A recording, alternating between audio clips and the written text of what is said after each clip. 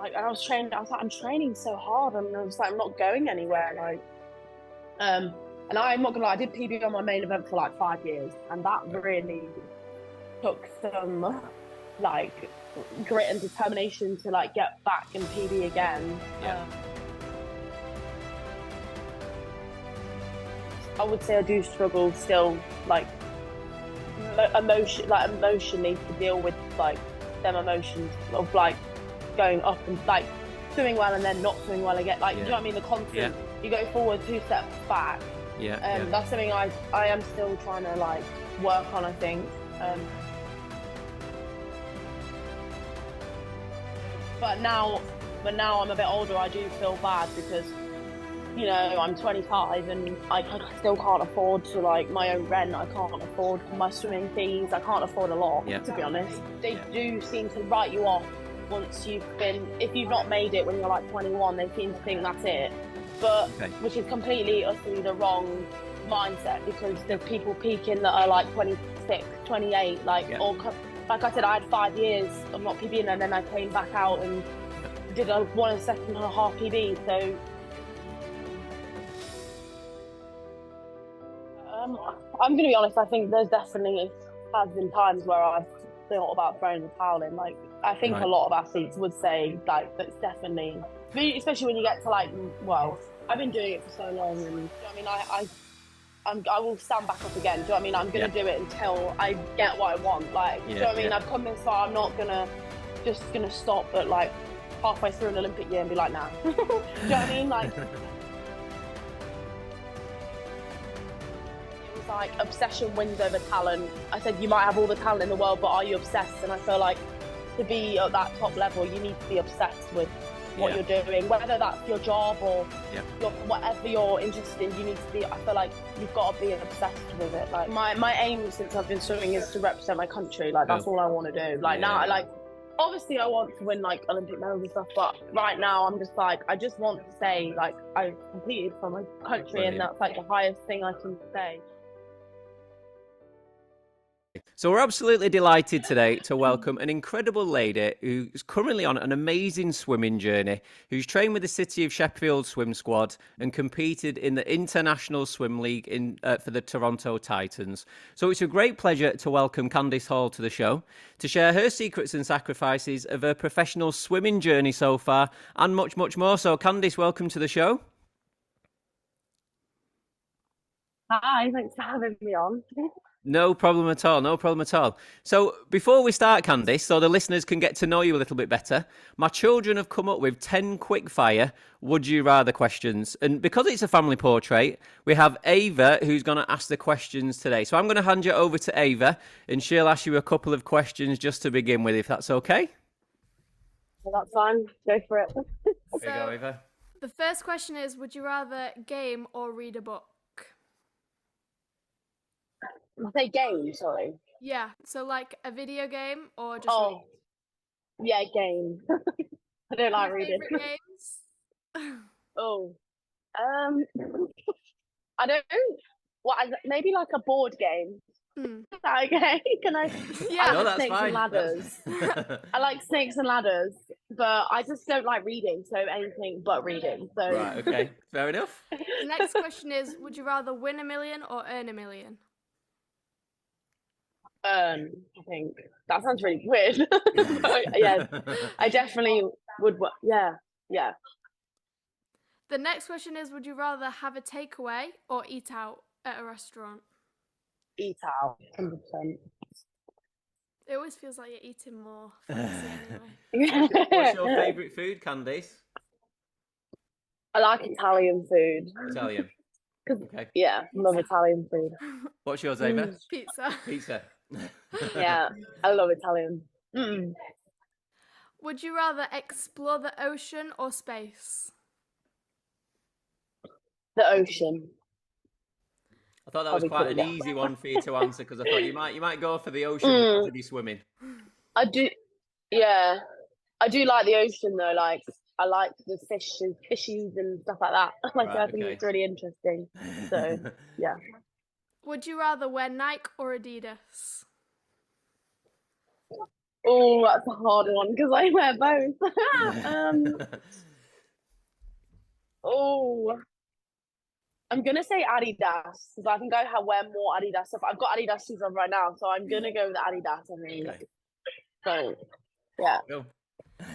Would you rather own a Ferrari or a Lamborghini? I'd have either. I'm really bad with cars. Maybe a Lamborghini. I don't know.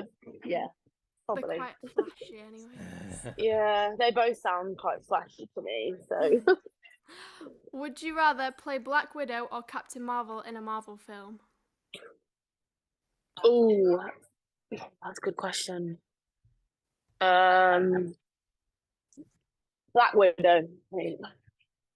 Who would you be, Ava? I'd be Black Widow. The same. Yeah, I do like Captain Marvel. I do like that film though, but yeah, I think Black Widow. Yeah. Good choice. Would you rather be too hot or too cold? Oh, sorry. Can you repeat that? It went a bit fuzzy. Yeah. Would you rather be too hot or too cold? Too hot. 'Cause I hate the cold. Would you rather listen to pop music or hip hop? Oh. Mm, I don't know. It depends, like, what situation I'm in. Get me. I Yeah. don't know. This is really hard. I feel like I would usually just put on pop music, so I'm gonna go with pop. But Yeah. if Depends I'm like what mood you're in. trying to like get up for a competition or something, yeah, it depends what mood I'm in. I'd put hip hop on, so it's like, so yeah, I'm gonna say pop just because that's like a go-to probably. But Cool. yeah. Would you dine with Katie, what is it? Ledecky. Sorry. Or Rebecca Adlington? Ledecky, I think. Thank you very much for that, Ava. Thank you very much. All right, I like that. All right, you let me and Candice carry on now. Yep. Super. Thank you for that, Nice to Ava. meet you. And you. Smash it. Thank you for that, Candice. So, just for the listeners and the viewers at home, bless.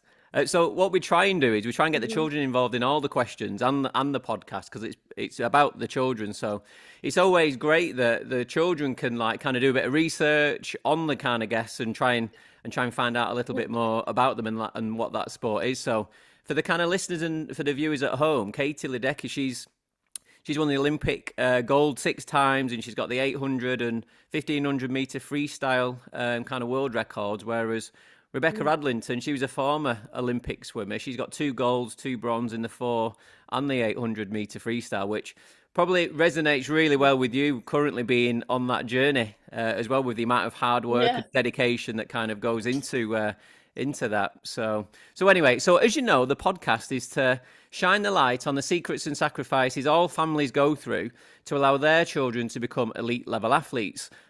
So I'm always curious to hear what the family life and the background surrounding the athlete was like, and whether this shaped any of their like kind of journeys of where they are today. So could you just take me back to when you was younger and what family life was like growing up in husband's Bosworth in Leicestershire? If you can say it. Yeah, that's right. It's a bit of a mouthful. I just tell people I live in Leicester. Yeah, that might have been an easier choice for me, might it? It might have been an easier option. Yeah, so when I was younger, my parents they definitely encouraged me to do as many activities and sports as possible, I would say. Okay. But they never like forced me to do it. But Yeah. I do think sport was very much around my family. My dad used to play football like semi-professionally. Okay. My mum like played team sport, like she has her own rounders league that she still plays now actually. Cool. Bless her. Yeah. And she like did netball or something or hockey, not to like an elite level, but just to like a decent level. And then my brother, because I'm the middle child, right? Okay. So I have an older brother. I have an older brother and a younger sister, but my older brother was always playing golf, so he was quite sporty. So I would say sport was kind of already in the family. Okay. Yeah, that would be what that's what I remember anyway. Right. So what was it that made you fall in love with your swimming? Do you have to try and like different sports and coming from like kind of a sporty background? What was it that made you fall in love with your swimming? I think I did like obviously being in the water, but I think Yep. I think I kept progressing, and I felt like, oh, I'm getting quite good at this. Like, Yeah, yeah. and I think I just wanted to keep getting better, and I think that's Right. what kind of like made me want to go back. Like, I was, oh, I want to get better at this. Like, Yeah. and I think I liked working my body hard. I think Yeah. like, which I know you can get that in a lot of activities, but I think I just liked the feeling of, doing something really hard, and you feel like you've accomplished something, don't you? Like, Yeah. Yeah. after doing something like that. So Yeah. yeah, Okay. I think it was that really. So yeah. So when you was at school, would you miss any school for say your swimming? Or was your swimming done say like before and like kind of after school with like kind of like your training? Yeah, I didn't really miss school until, well, I tried not to miss as much school unless, Yeah. like, especially during training, I didn't really miss it because Okay. I swam early in the morning at like Yeah. 5 a.m. So the only time was when, yeah, the only time I missed it was because of competitions. If I had to travel anywhere, Yep. and towards my last year of A levels, like, when you have like 3 periods and stuff, and Yep. I used to like go in a bit later if I'd been swimming in the morning so I could go back to bed, or Yep. I'd leave early so I can just chill at home, really. But other than that, I didn't really miss much. I didn't think I missed much school Right. because my Okay. mum and dad were still like, school's important as well. Like, I wasn't someone that was like, put all my eggs into one basket swimming, like, and not concentrate on school, because Yep. you need an education at the end of the Yeah. day. Well, Yeah. that's what I think. But Yeah. so I didn't want that to fall through because I wanted to go to university, and I knew because, well, that was because of swimming. So Yep. I was like, if I'm not gonna get into university, I won't be able to swim where I want to swim. So it was kind of like, I need to do well at school as well. Yeah. Yeah. Yeah. So how did it come about where you started swimming for the Toronto Titans that we read? Yeah, so that was only like a few years ago. Right. Okay. So they came up with the International Swim League. It was like, I think it started in 2019 Yeah. because I didn't do the first season. Okay. And then basically they made it a lot bigger. Well, it was during 2020, so it was during COVID. Okay. And basically, I mean, I didn't get picked originally, and then basically, obviously, I was at Loughborough University, so that's where I was training Yeah. and studying. But I finished studying at this point, so I was just swimming full time. And two of the coaches at Loughborough Swimming, they actually knew the head coach of the Toronto Titans because one of them used to coach in Canada. Cool. And they were looking for reserve swimmers, which, like, basically, if people are ill or injured, which happens, Yep. they needed someone to, like, that they were going to put in basically any event. Yeah. So I'd come back after summer in like 2020, and we were like training one night, and my coach and then the other coach both pulled me into the line call room, and I was like, oh, what's going on here? Like, we're gonna get in trouble. And they were like, Yeah. don't worry, you're not in trouble. And I was like, okay. And they were they were just saying about ISL, because I was obviously in my head I knew I wasn't going, so I was like, oh, the team's been picked. And then they just mentioned it, and they were like, oh, we put your name forward to be a reserve. And I was Wow. like, blooming hell. I was like, that's very nice of you. Yeah. Thank you. And they basically said, yeah, we want her. But obviously they said, like, it's Olympic year, and, you'd be missing a bit of training, but, you still get paid the same salary as all the other swimmers. Obviously, you just won't be competing as much. So I won't have Wow. the chance to add on prize money, basically. Yeah. But Yeah. still, it's like 5 weeks in Budapest, like, with the best swimmers in the world and best coaches in the world. Cool. Like, Yeah. I mean, you're probably not going to turn it down, are you? Yeah. Yeah. Yeah. So I was like, yeah. So that was where I kind of got picked, and then pretty much from that year, for the following year, they picked all the teams, and then the team manager from Titans basically messaged me and was like, we want you back again. So it's kind of Yeah. like, because my foot was in the door, they were Yeah. kind of like, oh, we want you to come back because you were a great Brilliant. asset to the team. And Yeah.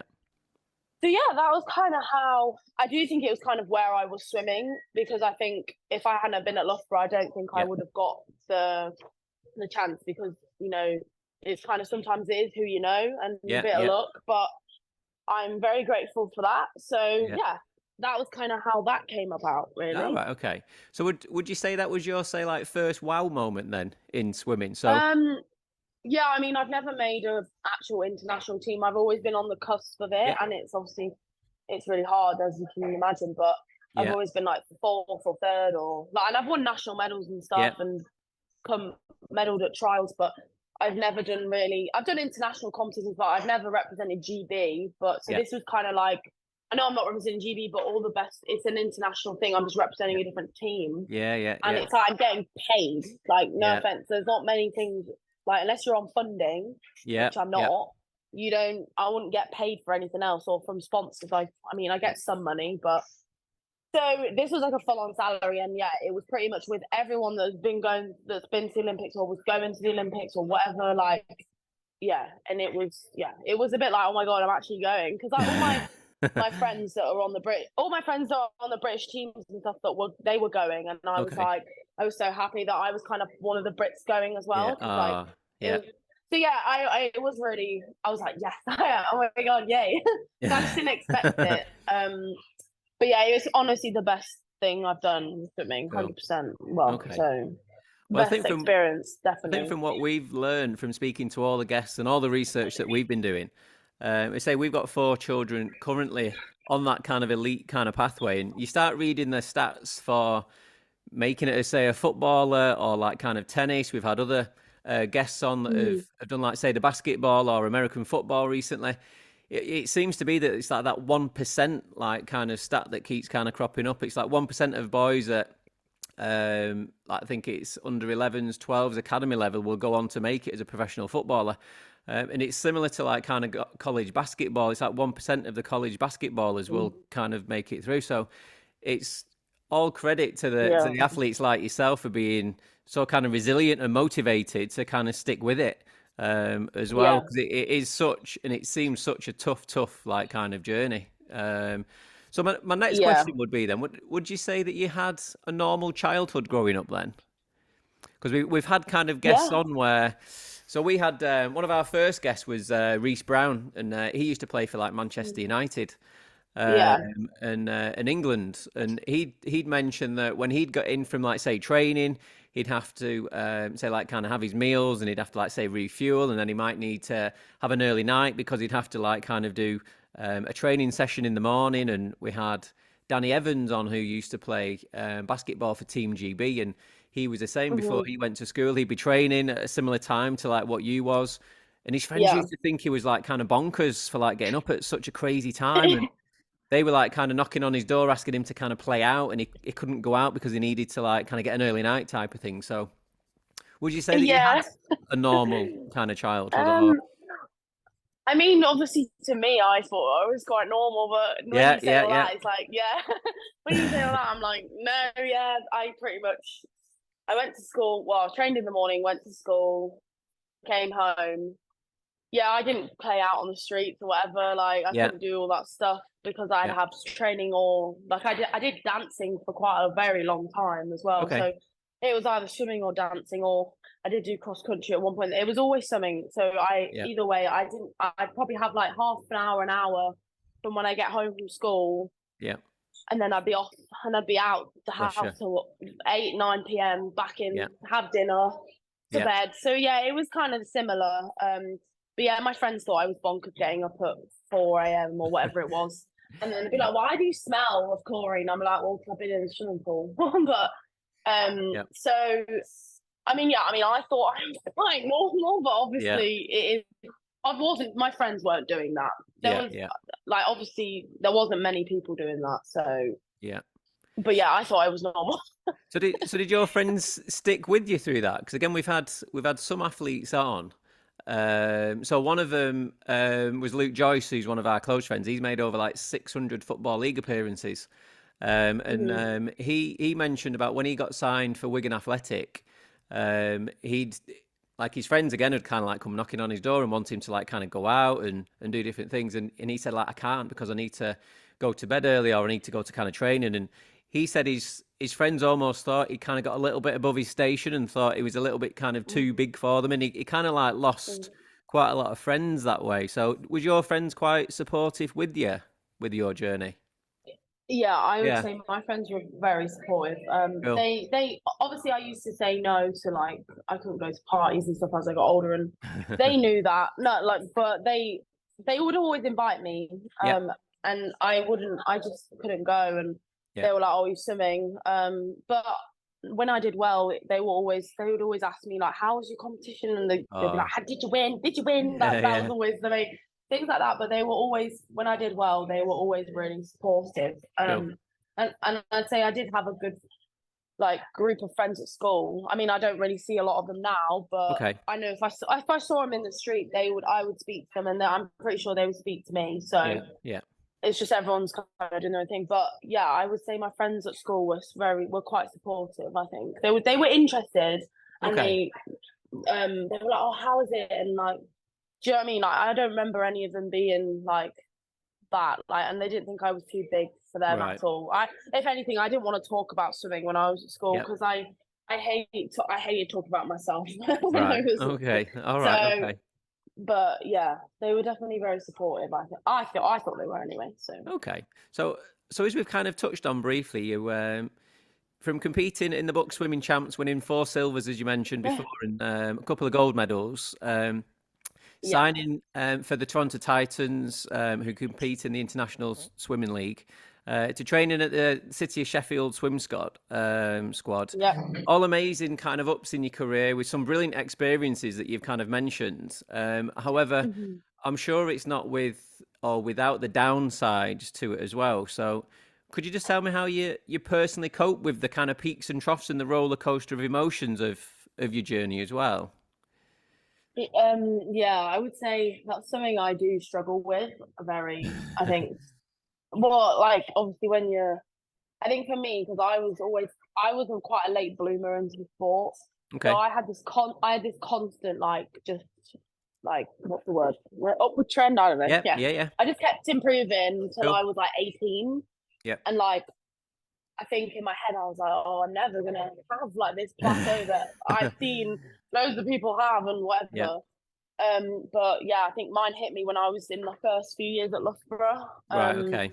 And yeah, that was a bit of a shock. I was like, what? Like, and I was like, I'm training so hard, and I was like, I'm not going anywhere. Like, and I'm not gonna lie, I did PB on my main event for like 5 years, and that Right. really took some like grit and determination to like get back and PB again. Yeah. So yeah, I think because I've dealt with that, I kind of know how to get myself back out again, back out of it. Yeah.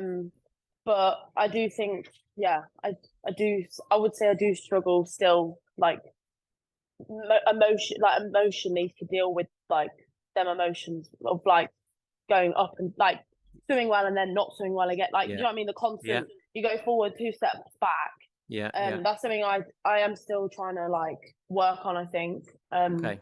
But yeah, it is hard. Does does the funding element kind of come into it as well for you? Because I know I'd read an article that you'd applied for like an Inspire award. It was like a small grant scheme to help you with Yeah. your kind of swimming because you'd mentioned that there's quite a lot of pressure on like say yourself and like kind of your parents and like kind of your grandparents to kind of fund your journey, and it's similar to with our eldest Ava because she doesn't get much funding for her tennis. It's down to like say like myself and my wife and grandparents to like kind of fund kind of trips like say abroad if she's competing in like say an ITF tournament or if she's kind Yeah. of traveling around the country. So does that kind of play on your mind almost the funding kind of element? I think it does now because I'm a Right. bit older. Yeah. I think obviously when you're still at home, it's like, I didn't really like, I knew no matter what, my parents would support my swimming until I said I don't want to do it. Yeah. Yeah. So, but now I'm a bit older, I do feel bad because I'm 25 and I still can't afford to like my own rent. I can't afford my swimming fees. I can't afford a lot, Yeah. to be honest. Yeah. I think especially for people my age in the 20s in Britain, I think a lot of people quit because they can't afford it. And Yeah. I think because British swimming or our governing body, they don't seem to like fund you around this age unless you're already on the team, which is fair, I get. Yeah. But like they do seem to write you off once if you've not made it when you're like 21, they seem to think that's it. But which is completely utterly the wrong mindset, because there's people peaking that are like 26, 28, like or like I said, I had 5 years of not PBing, and then I came back out and did a 1 second and a half PB. So do you know what I mean? So I think it's definitely, as you get to like in your 20s and you go to uni, things like that, I do think it does play on your mind. But I mean, obviously, I always go to my mum like, "Are you sure?" And she's like, "I know I've got a really good family that they will literally support me until I say I don't want to swim anymore." Which I know a lot of people don't have. Like, there's a lot of my friends, their mum and that wouldn't pay for it, and they were like, "I can't afford it," and that's it. And I was like, it's just sad, because especially if you still want to do it, and something like that is stopping you. It's a shame, but and again, that was one of the reasons that we started the podcast, or thought about doing the podcast, because as a family we have say 4 children. We've got our eldest who's 16, she does a tennis, 2 boys who do the football, our youngest, she does football and horse riding, and it was getting to a point where like the tennis was costing us like kind of a fortune. We was always kind of spending so much time apart at like say the weekends. If one of us was kind of traveling away with Ava, or they were kind of traveling abroad for like one of the competitions, the boys would have like kind of the football at a weekend. You might be traveling away somewhere, so you'd end up finding that you don't spend an awful lot of time together. And we always thought that we were doing something wrong, or we were kind of like spending too much money on this. But then from doing the podcast and kind of asking the questions ourselves, it's almost kind of put our minds at ease, because we've never been in that bubble, that this is what kind of families kind of go through,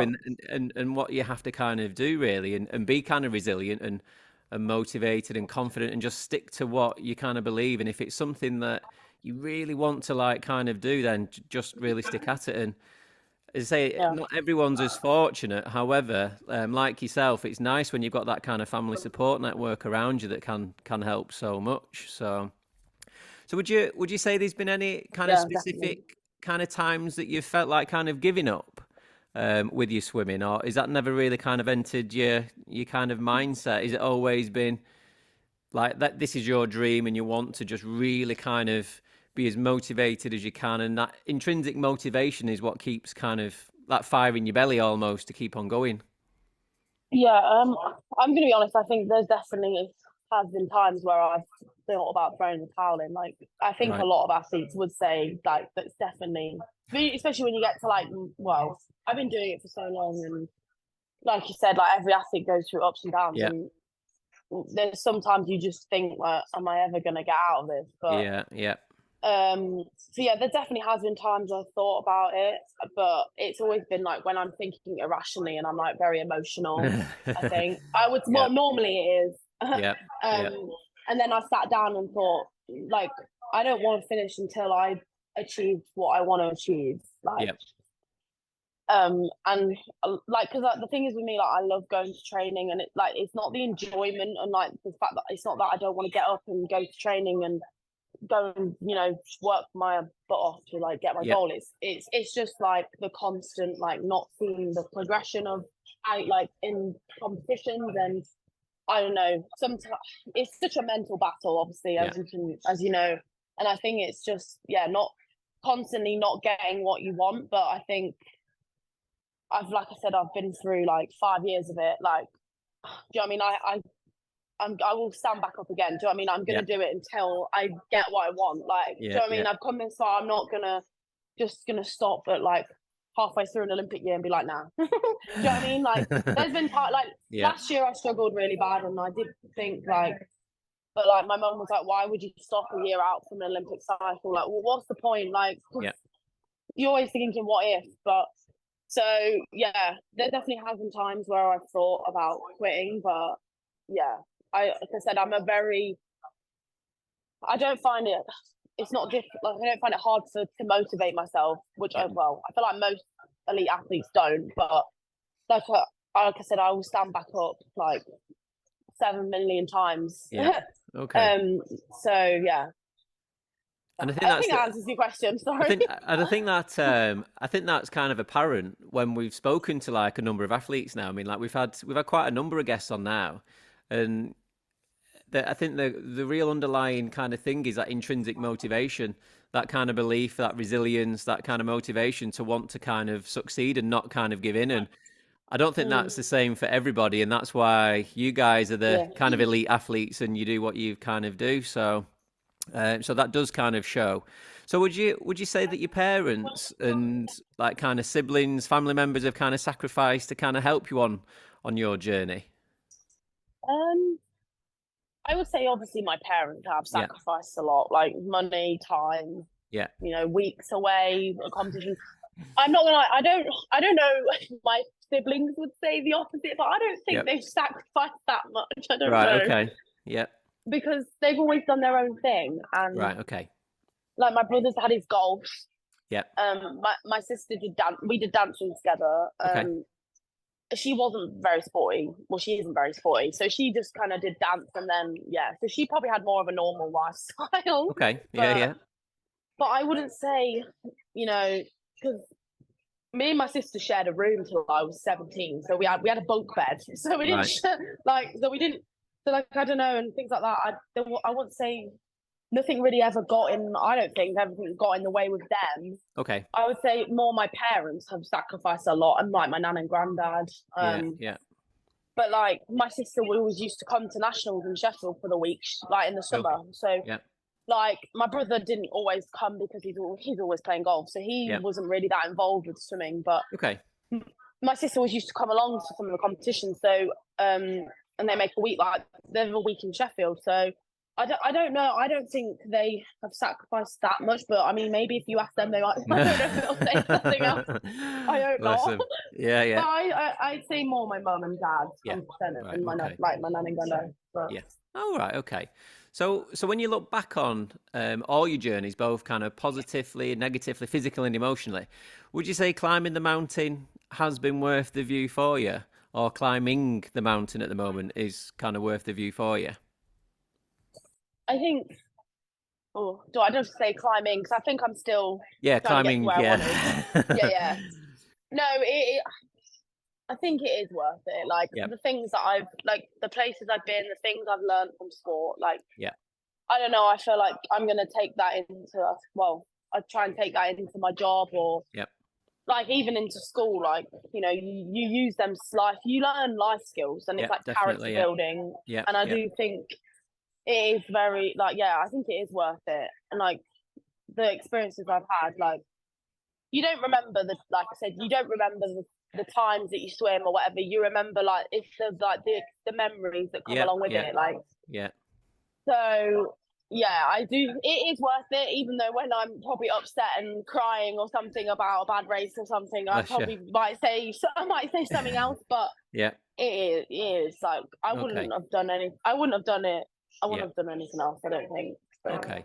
And it's like those transferable skills that you kind of mentioned. We've had quite a lot of guests that have finished their kind of elite and professional kind of journeys that have gone on to be like mega kind of successful, and they've said it's because they've learned so much through the kind of professional sport, whether it's that kind of like motivation and kind of dedication, that kind of organizational kind of mindset, that like you said, there's so many transferable skills that you can kind of learn throughout your kind of elite kind of journey. I feel like you can't teach. Some people just don't get not taught that, but like it's just like ingrained into you. 100%. From a young age, like the discipline, like the commitment, and then once it's ingrained in you, you don't lose it. Like whereas some people, like you have to teach it, and I'm like, I don't think you can really teach it. You either choose. It's a choice. You either choose to do it or you don't.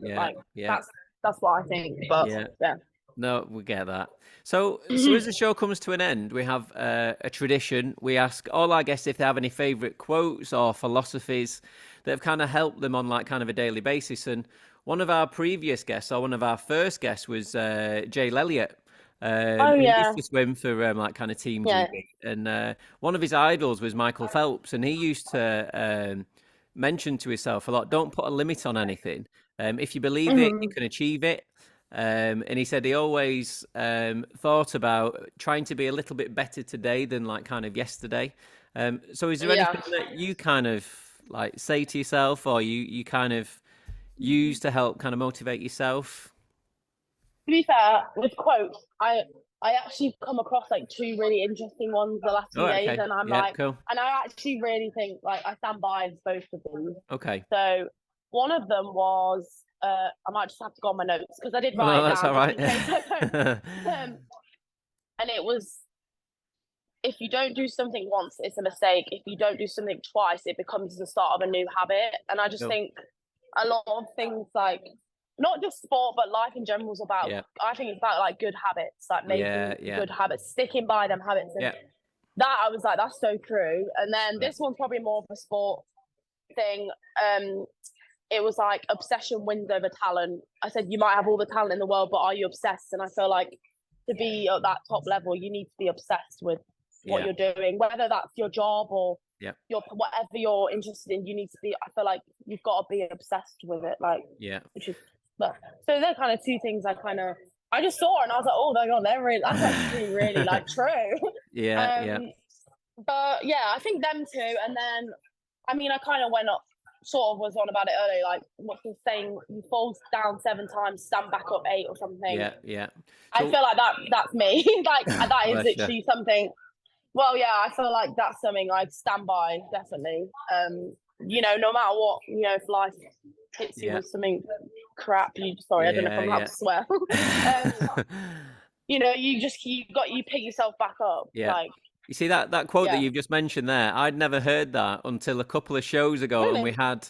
we had Darcy Mead on. So she's Team GB Alpine skier, and Oh, she mentioned that quote, and I said like that's cool. That I love that one, really? but I'd never heard of it. And in the space of like kind of a couple of weeks now, we've had Yeah, it you've kind of heard twice. it. Yeah, I don't know. So That yeah, one's no, like but I always. like that one. Yeah, it's Yeah, it's cool. a good I one. like that one. Good. Yeah. Yeah. So what's next on your journey? What are you currently like looking and kind of training for at the moment? Is there any kind of competitions that we can kind of like look out for in the future for you? Yeah, so this we've got our like English short course nationals. They're actually in Sheffield. Right. Okay. So I think they start on the 14th of December. Right. So Okay. that's just like because like this part of the season till December is short course. So we Okay. race in like 25-meter pools, Yeah. and then long course season starts in January. Right. Okay. And that will go right until April. April's when the Olympic trials are, and they haven't announced where they are, but we're all sure Yeah. they're in London. Right. So Okay. that's obviously what our main competition is every year. It's in trials in April, but Yeah. yeah. So I have one in like 4 weeks in December. Cool. So it is quite important, but it's not like really important. But most of GB swimmers will be doing European short course, which is like a week before.